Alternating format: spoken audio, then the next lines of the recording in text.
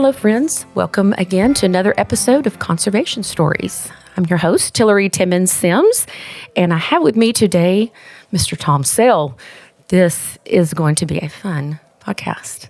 Thank you, Tillary. I know Tom through a couple of different ways, and I'm not really sure which one necessarily the most. But Tom... We're both High Plains drifters. There you go. There you go. I drifted all the way from Brownfield to Earth and then back to Lubbock. That's what you call moving far away from home. I love it. Yeah. So Tom is you're a lobbyist. Yeah.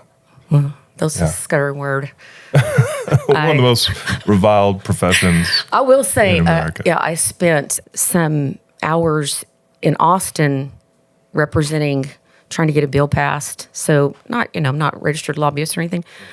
I probably said more times, people are lying than I've ever said in my life. Like I was like, to my face, to other people's faces, like how I don't get this, That's sad. Yeah. Yeah. And then you are like, you need to be working with these people. I'm like, long term, how do you do that? How do you have relationships with people that, I don't understand that.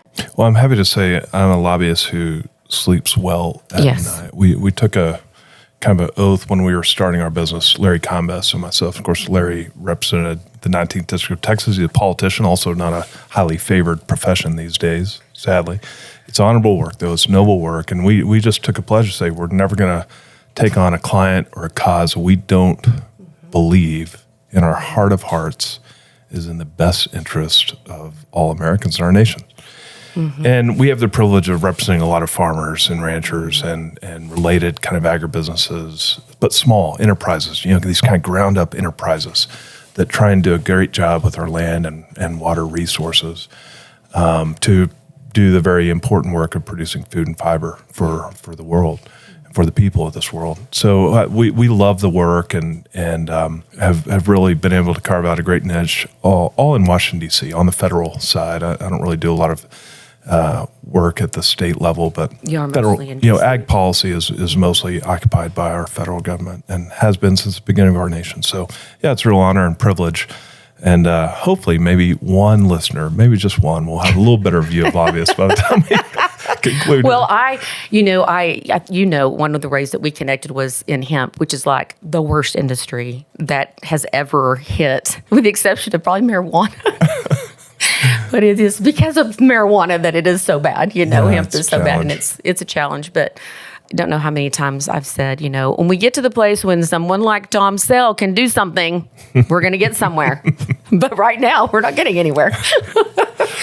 So anyway, but I appreciate the conversation that we had during that time was super helpful and just, candid about where that industry was and how people were viewing it, and so it's interesting because it is economically coming back around. We've got a few folks that are making some money again. That's good. And so anyway, you never know. Yeah, it is. It's hard, and it's hard blending, kind of what our laws will allow. Oh my goodness. But then also business is an entirely different challenge. And sometimes something can make a lot of sense on paper, but unless you have, this is human nature, is just kind of stick with what you know. Mm-hmm. And so it's hard to create some real shifts and changes. But look, we're a nation that's been built by folks who build better mousetraps. That's exactly right. That's exactly right. And we kind of have now had this conversation of the importance of slowing down and maybe some of the negative consequences of being so industrialized and so efficient. But also how my favorite place is the middle. But I, for many years was told that's where the dead skunks and the yellow stripes are. But I find it's probably actually where the truth is because it's the hardest place to get to, and not throwing out like one type of what people think of maybe as quote unquote an industrial agriculture, versus maybe a more local distribution of, agriculture. So you really kind of you represent our big commodities. Yeah, it's a big issue, even right now in Washington, D.C. Secretary Vilsack, our current Secretary of Agriculture, has made really a point in his current administration. Of course, he served for 8 years under President Obama, and he served the last 3.5 under President Biden. And he said this time around that he really wanted to change the focus of USDA to do two things. One, address climate change, and two, to kind of lift up what he would call the underserved kind of farmers or the looked over farmers. I think he's done that. He's gone too far in that. You know, we have in our nation really 150,000 farm families that produce 90% of the goods. Right. And that supports the infrastructure. That also creates niches for others.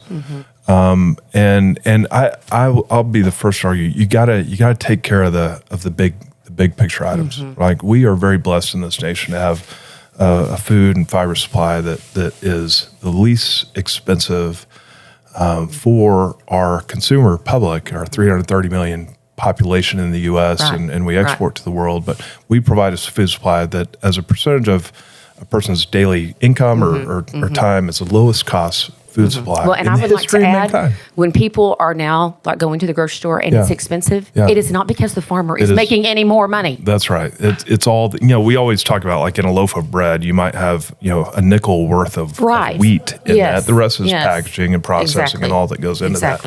So when people talk about this kind of industrial food system, that really is kind of off of the farmers. When you look at the landscape of America, it is dominated by family enterprises. That's right. They're trying to do a great work. They're trying to pass on that land better than it was passed to them, to the next generation of farmers. So they really do care for the land, the resources. They don't do it perfectly. It's a fallen world, but look, they've done an amazing job. And we have a highly productive agricultural sector. We also have an economy that allows for a lot of creativity. Right. And it's been really exciting for me to see some of the people that are finding niches. And, as we know more about health and we know about more about what we're consuming, there will continue to be those niches. I have a lot of great friends in the organic production side, and I'm tickled for them. I think it's so cool, and I love the way they care for their land. Yes. What I get uncomfortable with is when they try and market their product to the exclusion of others, i.e. saying big agriculture is bad. I love it when they go and market their products as like, we're trying to produce something better, and you can know me, you can know where it was produced, where it's from. That kind of stuff to me is just very exciting and very cool. Well, and that is part of our capitalist society, though. Is like what I have is better than what you have. I want to sell it to you. It is true. So I mean, I'm but that is the nature of marketing. Yeah, I mean, it's just kind of how it works. Trying to move people to your side. And I grew up very conventional and on a conventional farm, and then we farmed conventionally until we couldn't farm anymore. Yeah. And I have a lot of thoughts now that I've gotten older about some of that, and what do I think of some of the unintended consequences. But I also know that two things are true at the same time. One is that there's people that would have gone hungry, would go hungry, and also that we could do better. But we don't have to get rid of one for the sake of the other. We can have a local niche, and COVID showed us, we need to make sure that we're still able to access food without it having to come from Mexico or wherever. But we also need the other side of that too. And a lot of times what we could get locally, we're privileged if we can get that, because that means we have the time to cook something that's not processed, and we have the money to pay for something that's going to be more expensive. So we have to remember that it's got to be something that's food needs to be accessible to everyone. And part of the way that happens is through the farm bill, which we probably should call it the food bill maybe, because good so name much for of it it goes. You bet. Yeah. So a lot of people think in ag, everybody's wondering about, the farm bill. There's a lot of rumors going around, like heard yesterday, that this is the same farm bill that we had in the Depression. It hasn't been changed. Might be some exaggerations to that. But definitely. But so the farm bill, give us a little history on the farm bill, and why would somebody that just goes to Walmart and buys their groceries care about the farm bill? That's a great question, Tillary. Thanks for that. That's a great setup too. Yeah, let me start here. We have, from the beginning of our nation, had a policy of trying to get people rooted to the land and creating commerce from that land that then they'll build, hospitals and churches and schools and everything. And that has worked amazingly well. And really, even the roots of that, it was revolutionary at the time, right? Guys like Thomas Jefferson writing lengthy, treatises on how a citizenship that is rooted to the land would be a better place to foster this kind of democratic experiment that we were getting into. In a lot of ways, it was a rejection of the European model, which was kind of this landed gentry, right? The lords and the people of means and wealth who would basically say, oh, ordinary citizens, they don't have the resources, they don't have the wherewithal to manage like an agricultural enterprise, to manage the land. And we as America kind of rejected that. We said, no, we're going to let ordinary people populate and tend to that land. We had great things like the Homestead Act that planted thousands and thousands of families out across rural America. And it has, the democratic experiment has blossomed from that. In the, what we think of as kind of modern farm policy, this it was enacted in the 30s, post-mechanical revolution, when a lot of things changed, right? So what the land that one man could cover prior to the mechanical revolution was 1/10 of the land that one man could cover afterward. Right. So you have this massive shift. When even looking at pre-World War I, like 50% of nations' families were on farms. Right. Now we have 1.9 million farmers in total out of 330 million people, and only 150,000 produce 90% of the goods. So it's a tiny fraction. Less than 1%, I think now. Aren't we down to about that? Yeah, it's amazing. And sometimes, Tillary, to your earlier point, sometimes these independent entrepreneurial farm families that populate the heartland, they do feel like they're kind of at the end of a rope, or they kind of feel like they're serfs to the seed companies and the major kind of agribusiness manufacturers that process the food from their farm. And I get, and right now is one of those times. It's like, man, I say that too. It feels like you're stuck in the middle. Yeah, it feels like almost like we're the skunks. Sharecropping. We're the skunks. We're the dead skunk from the middle.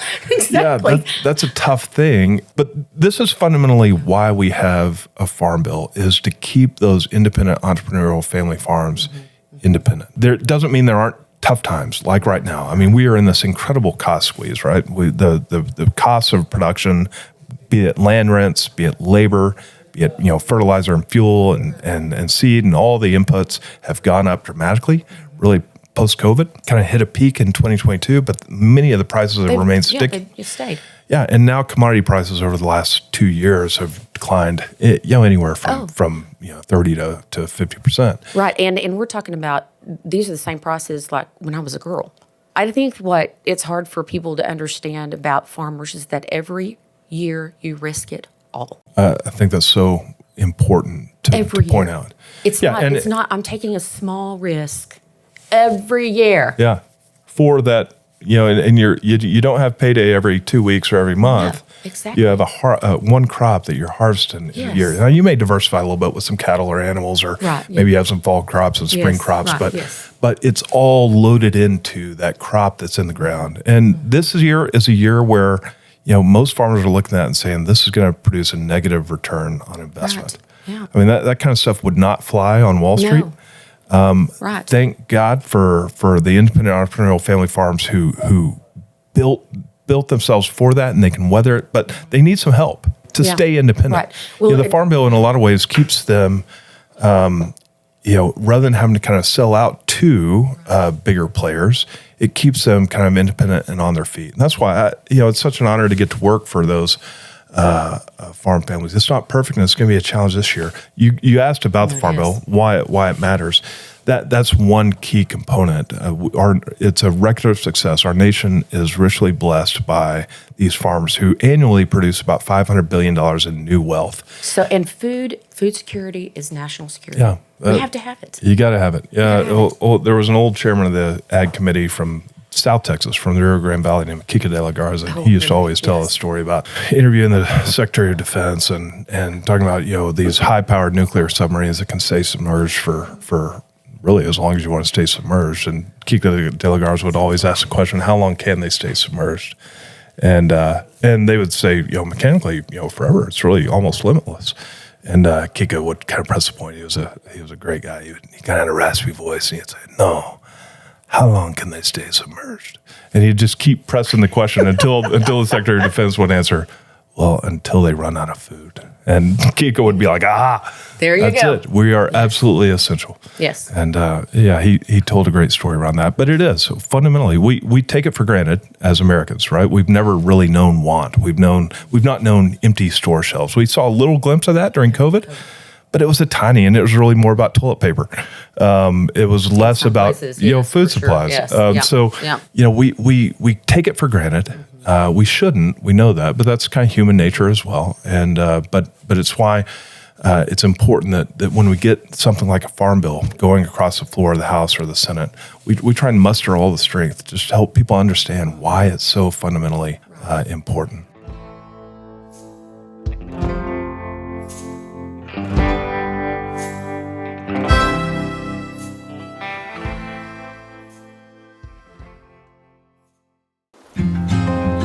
Out here on the Texas plains, water is everything, and there's a resource that's as vital as it is fragile: our Playa Lakes. These lakes are nature's reservoir, catching rainwater to recharge our aquifer and provide lifelines for wildlife. But now they need our help. In collaboration with the Texas Playa Lakes Conservation Initiative and the Cargill Global Water Challenge, Sarah has started the Our Legacy is Tomorrow's Water initiative to inspire and work with landowners to restore and protect our playa lakes. Each playa we save helps secure a sustainable water future for the generations that will be coming after us. Whether it's improving soil health, restoring habitats, or recharging groundwater, we are committed to making a difference. Together, we can build a legacy that we can all be proud of. To learn how you can join in, visit the Playa Lakes Restoration Initiative page on the Sarah website. Let's keep Texas water flowing strong for the future. Visit sarah-conservation.com. The part that goes to the farm of the farm bill is a percentage of a percent. Yeah.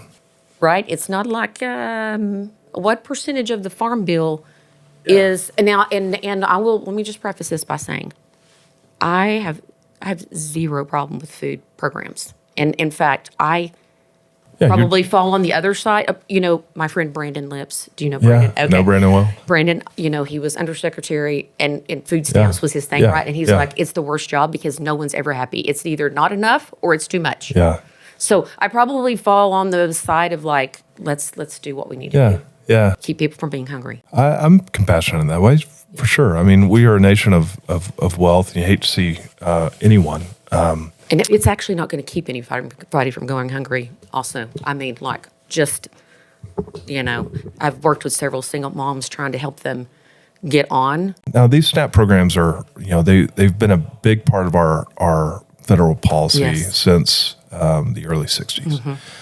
And it's now grown to where 1 in 7 Americans are on food stamps, over 40 million Americans. To your question, it's more than 80% of the funds that are allocated in the Farm Bill. So over $100 billion a year goes into that food stamp program. On the other side, on the farm safety net kind of side of the Farm Bill, it's actually decreased. And I think it's important that listeners know this. Yes. When I was in Washington, D.C., and Larry Combest was chairman of the Ag Committee, we were working with a farm program that would annually obligate somewhere around $25 to $28 billion. Now the current baseline, and that was then, those were real numbers at that time. So talking nominal dollars, not inflation adjusted. These days we're dealing with a baseline in the ag safety net that is about $16 to $18 billion. So we've actually taken about a 20% decrease over that time. And it's kind of changed. It used to be more FSA-oriented Title I programs. Now the bulk of the baseline is in federal crop insurance, which is an incredible tool that really helps farmers kind of protect their risk and adopt technology. And it gives them a lot of flexibility as well in how they manage their operation. But there are times when crop insurance, and I'm a big advocate for it, but there are times like now when crop prices are so low that you're not able to purchase much protection because you don't want to over-insure, right? Because then there would be an incentive to not harvest the crop. So the guarantees that you can purchase in crop insurance are always tied to what the market's paying for crops. And right now, the market is just not paying much. And so that's when you need a strong Title I to kind of come in and say, look, these things are beyond the farmer's control. John F. Kennedy famously had a saying that the farmer is the only person in the economy who buys retail, sells wholesale, and pays the freight both ways. They're squeezed in this position, and right now they're selling world commodity markets. Oftentimes these commodities, whether cotton or corn or soybeans or peanuts or wheat, whatever it is, they're distorted by foreign governments. Yeah, because now, really since NAFTA, if I understand this right, like before NAFTA, we didn't really necessarily use ag as a tool for foreign. Well, we've always been diplomacy. We've always been fairly altruistic. We've said, look, our nation is very blessed, and we're one of the wealthy nations of the world, and let's lead by example and have very low barriers to entry. That means foreign countries can sometimes manipulate and dump competitive products onto our market, and our farmers have to eat that, right? It's because of the actions of some foreign government. Right. And we've also kind of lowered, that's been part of the reason why we've lowered our supports to U.S. farmers as part of what was called the Uruguay Round Agreement on Agriculture, part of the whole GATT process and the World Trade Organization. So, the independent entrepreneurial family farms are kind of competing in this world where our government wants to be altruistic, and the Farm Bill is kind of the one thing where we say, okay, farmers, we're going to stand by y'all because we know you compete in a marketplace that's more uncertain than other businesses, right? You get paid that one time a year. You're subject to the vagaries of weather throughout that year. And it's just particularly challenging for that reason. You have to pay input costs like fuel and fertilizer that you have no real control over, and they've gone up and they've been sticky. You have no control over the price that you sell at, or very little control, unless you're into some of these high-end kind of specialty markets. Right. And we can talk more about that. And it's an exciting area. But for the bulk of the cotton or the corn or whatever it is, or the wheat, it just goes into those world commodity markets. And so you're the price taker. And that's where the Farm Bill comes in and stands by and says, okay, American farmer, we love you. We're going to stand by you through these difficult times until we get to better times. And that's what it's all about. Well, and I think that, part of the confusion I think people have about, the large farmer is that the amount of land that people farm, it continues to have to increase because your net profit continues to go down. Yeah. And so you are stuck in this cycle of having to get bigger, get out, unless you are. And I think you're right. It is exciting, I think, some of the niche markets that are coming available, and we'll see some of that. But I hope that people can understand, that farmers, they need that support. And even with the support, sometimes you can't make it, And that was our story. We did well for the first several years, and we were, it was great. I mean, we were looking at, hey, we're going to be able to make a living, and we might be able to build a house in 10 years. Yeah. And then over the course of 7 years, year after year after year after year, we lost a little more net worth and a little more net worth, and then, until there's nothing left. Yeah, it can turn on you quickly. Yes. And I know a lot of farm families are feeling that just right now. I mean, they're looking at this crop that's in the field. They're going to be bringing it in at a low value. They're looking at a lot of loss of capital this year, and they're wondering. It's why it's so important. And I want any listener to hear that we are working so hard to try and seize the moment and get this Farm Bill to completion, to fruition this fall. When Congress comes back after the elections in the lame duck session, I think we're set up to bring this baby home. I know how much so many farm families are relying on that. And we are working overtime to get it done. I think without crop insurance, I don't know what we would have left here in our region. I just don't. Yeah, and happily there are some. Look, the cattle side of the equation is pretty good right now. Yep. The dairy side is pretty good. There are some bright spots in the ag economy. Yeah. But yeah, mainly for just your traditional kind of row crop farmers, really tough. Yeah. Yeah, it is. And, those folks are important. I wonder, where we are as we continue we will be out of water. I mean, it's not a question like, are we going to run out of water? It's like when we're out of water,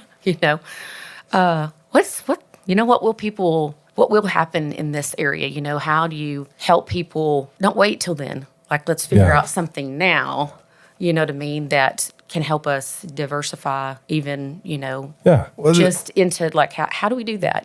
But I think that's something that needs to be considered in the Farm Bill is you have a whole region, 5 million acres within an hour of us, 5 million acres. You have a whole region that is completely, we're completely dependent on our rural neighbors. We are dependent on agriculture.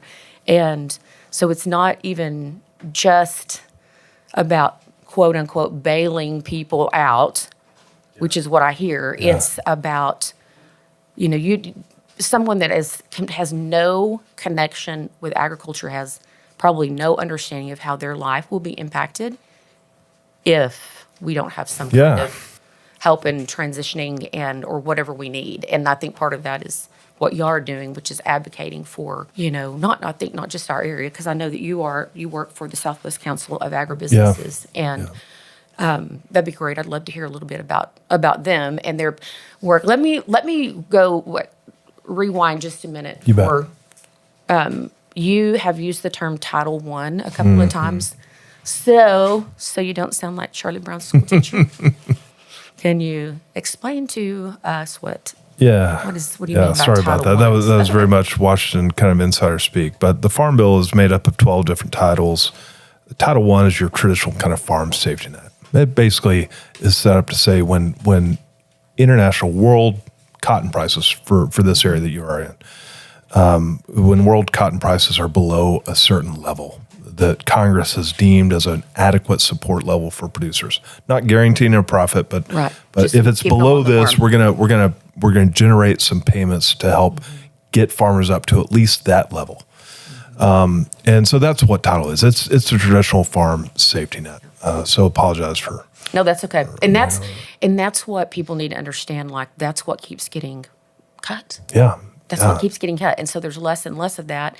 And when people, if you don't like industrial, quote unquote, ag, if you don't like people farming a whole lot of land, then we need to figure out how to keep. Yeah, we need a strong. We need to change it so that people can actually stay on smaller acreage. Yeah, that's exactly right. And look, there's always going to be change, and that's going to create some of these niche markets. Even, what you were talking about on the water. I'm probably not as dire as you, and part of my hope is just in the creativity of people. I mean, I kind of like, I was raised when George Herbert Walker Bush was running for president. He would talk about the 1,000 points of light, right? The creativity of individuals throughout our economy who are finding better ways. So I know a lot of farmers around here now who are harvesting rain off their roofs and storing it. And the fact is, there's always going to be some amount of water. We're in a semi-arid climate for sure. We get on average 17 inches of rain a year, and some years that can be 2, and some years that can be 35. Yep. Yeah, those are the people that we're talking to. We like to see those people, and what are they doing? I know you do, and I want to encourage those people too, because it's going to take some of that real creativity. How to do more with less. That's one of the beautiful things of our culture, and it's what we as kind of West Texans. I think we have taken the least of the least. And made something of it. Yeah, I love it. This is hard land, but people have been creative and resilient, and my hope and my faith and my belief is they'll continue to be. Won't be everyone, and there'll be some that go out and get city jobs that like me that are in a lot of ways are easier, and they're oh my gosh, absolutely. Yeah, so yes. I agree. But I love standing by those who are bringing the creativity to the table. Absolutely. And long suffering and working through the problems and getting to a better day. I do too. And we love to champion those people, because a lot of times those are the people that people are like, they're crazy. But we have mutual friends, the Binghams. Yeah. And I just thought they were nuts. I mean, what are you doing? Why are you doing something different? Because this has always worked, And now I love how when they started experimenting with hemp, I had someone tell me, we've all learned long enough. if they're trying something, we better watch. Yeah. And I just love that, and that's what I want. It's just like that sense of how do we look what our neighbors are doing, and let's all encourage them. Because, several years ago, there was a survey that was released that said the number one reason that farmers are reluctant to change practices is what will my neighbors think? Yeah. And the second is economics. Yeah. It really does speak to that sense of, we live in small places, There is truth to that. I'm with you. I love the Binghams, and Cliff, I know, has told me the real motivation. And look, it's been hemp, wine, organic. They're into a lot of different things. All kinds of things. And really, his motivation in that was, how do I keep my kids on the farm? And he had a bunch of kids. Yes, I did. So it was like, how do we, instead of one family having revenue for one family on this, how do we increase the value of what we can produce on the land so that we can support multiple families? Yes, and I will tell you, like, Cliff has told me they went from conventional farming, 2,000 acres. They've never changed. They've always kept that 2,000 acres, okay? Conventional farming, and putting into the local economy just through wages, like 150,000, and then it went up through organics to like 250,000. Yeah.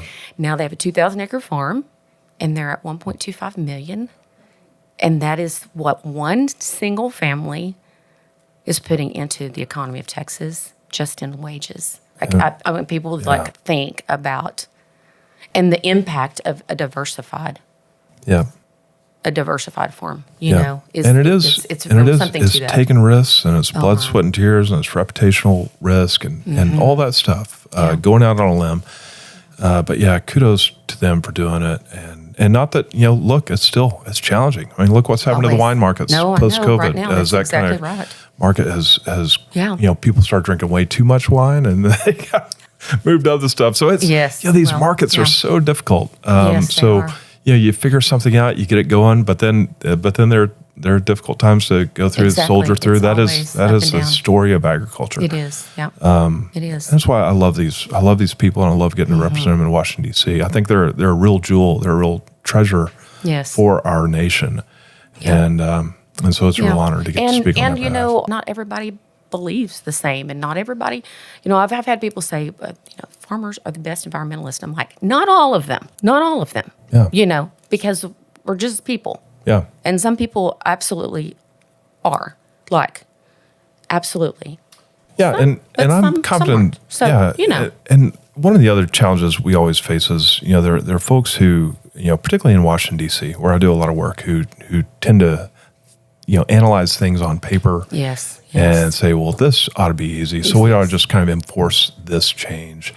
And those people really need to get out of Washington, D.C. Dwight Eisenhower actually had a kind of a fun saying on this. He would just say, it's mighty easy to farm when your plow is a pencil and your field is a piece of paper. Yeah. They think they kind of know best, and what can we do? Right. This kind of true conservation doesn't happen best when it's kind of forced on you out of Washington, D.C. It's the creativity of the people who are actually attached to the land. It's empowering them with information and sometimes with resources. Because sometimes the best conservation doesn't yield the best return on investment. No, exactly. Right? That's true. And so that's why we have some of these conservation programs. This is Title II. Started getting nerdy on you again. Title II of the Farm Bill is all about how do we come by farmers and help equip them with tools to not only adopt technology, but make the natural resources go longer, build into the soil instead of extract from. That was the point of these conservation programs is for them to be locally led and grassroots, and I think over time, I will say, Lacey and I travel to a lot of different states, and what we see happening, we still see a lot of that farmer-led initiative in ideas in conservation and participating in conservation like maybe I would think that it used to be. When my granddad, I've got newspaper clipping of my granddad, and he was one of the first to win, a conservation award. And it's so interesting because it's the same talking points you hear now. He had some grass-raised pork, and he was turning marginal land back into grassland, and converting, and doing some different crops and those kind of things. And it's it was like today. I mean, it is so strange, you know what I mean? Because we call them climate smart, quote unquote, farming, but it's nothing different than like what actually he was doing in the 50s. Yeah, and the same organizations were doing, you know. But I see, you know, it's been really encouraging to see those systems that and agencies that were in place be really, really impactful in those rural communities, like in Oklahoma and Arkansas. Yeah. And I mean, we have learned that Texas, we've been kind of humbled, let me just say. You know, it's easy to be like, hey, we are from Texas. And also, like, look what we did. We live in a place where people said you cannot live. And we have lived here for generations, you know, and then we go other places and like, oh my. We should just, like, as my brother says, step back and listen. Yeah.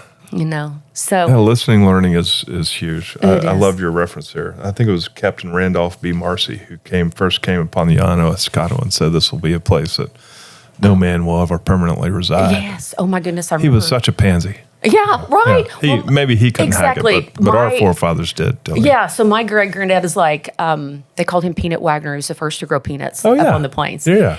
And, oh, yes, their family just, you will freeze, you will starve, you will die up there. Sometimes I actually think they might have been onto something. Yeah. But we're like, we can't do something. That's the exact thing we're going to do. But this land out here is amazingly rich. You know, the soils produce great grass for growing cattle. Oh my goodness! You know, Yes, for so many years. It's awesome how we've cultivated this and built really stable, good, strong, growing communities here on the high plains of Texas, and it's an area I'm really proud to be from. 5th generation West Texan. Yeah, no, I feel the same way. You know, and it's just, even the older I get, the more value I place on, you know, the things that I just, in my culture, I think a preacher you probably have heard of, Tim Keller. Yeah. He talks about, you know, I think he was quoting Malcolm Muggeridge talking about how for a man to understand his culture, he has to leave it. You know, and I think about that sometimes, how the internet has brought that ability for us to kind of leave, you know.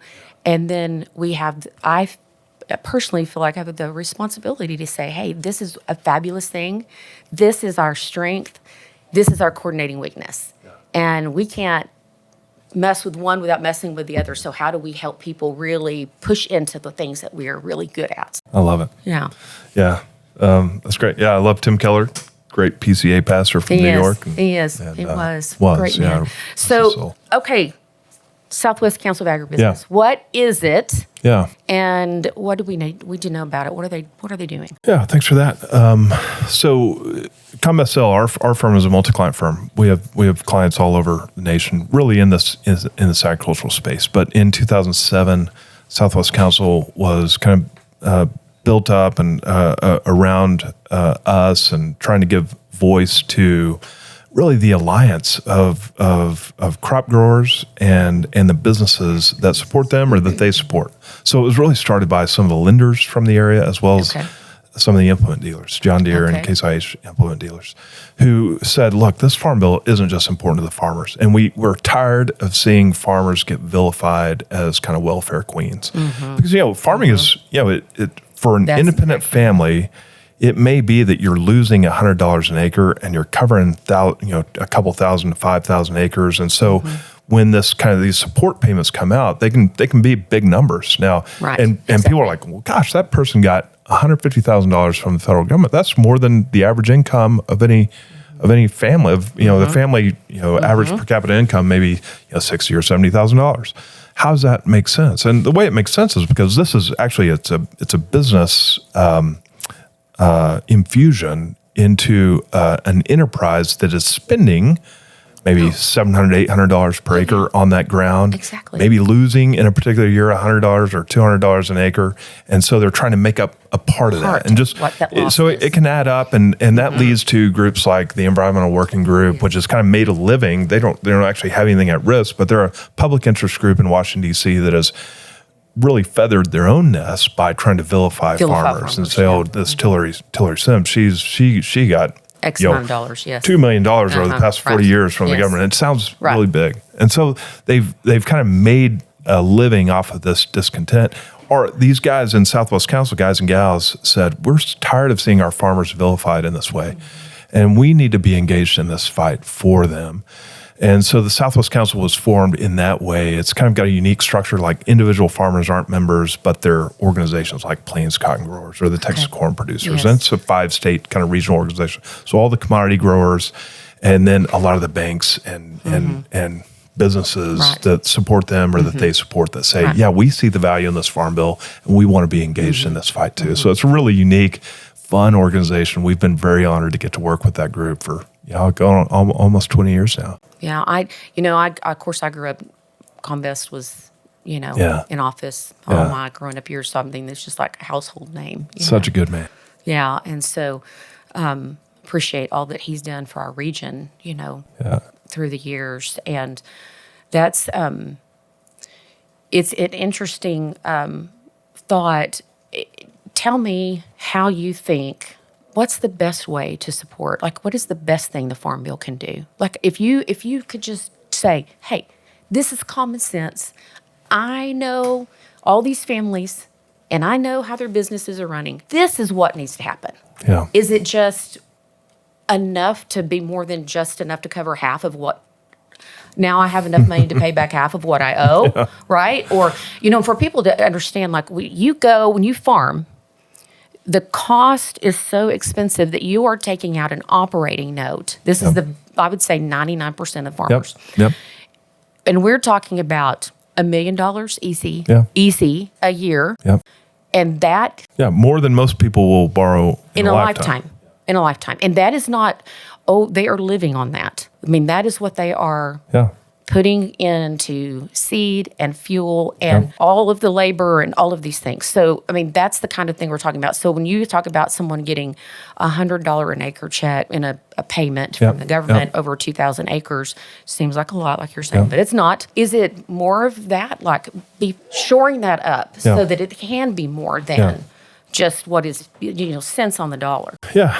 Modernizing that to our current cost of production is really important. And that when you try and really boil down what the current chairman of the House Agriculture Committee in Washington, D.C., who's kind of gone out on a limb to support farmers, that's essentially what his bill does. It says, look, the last time we updated these reference prices was in 2014. We've had 10 years of massive inflation on the cost side. Some of that's been made up for by gains in productivity. That's been the beauty of the American farmer, but not all of it. And so there's red ink out there. We need to update these support prices to where we say if it goes below this amount, again, which is not necessarily a profitable amount, but if it goes below this amount, we're gonna throw out some support to stand by these farmers. That's essentially what they're doing. And I think that is, you also have to, in dealing with policy in Washington, D.C., you also have to ask what is implementable, right? So we have this great network of county FSA offices, that's the Farm Service Agency around our nation. And what is something that they can actually do that provides that kind of base level of support? You're not going to take away the need for creativity and increases in productivity and the farmers figuring things out. We need that. We need a system that doesn't make farmers numb to the signals of the market, right? We don't want to just say keep on doing what you've been doing forever. We wouldn't want that as a nation. They have to be dynamic. They have to look and be creative.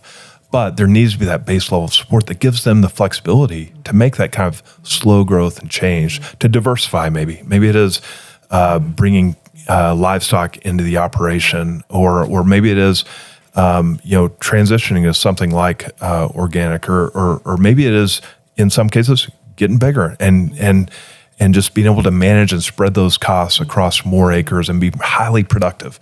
All those things are good things, but we've got to have that. You want a level of support that allows farmers to make those decisions on their own with some level of security. And I think a good way to think about, think about Maslow's, needs, hierarchy of needs. Like, in one way to think about it is like, I think if you could take a family farm and give them a foundation that's like, we so value what you do. Yeah. We want to eat. Yeah. So we're going to keep you there. Okay, trick question. Is there a way? Okay, let me preface by this. I just read this last week, Kroger, Yeah.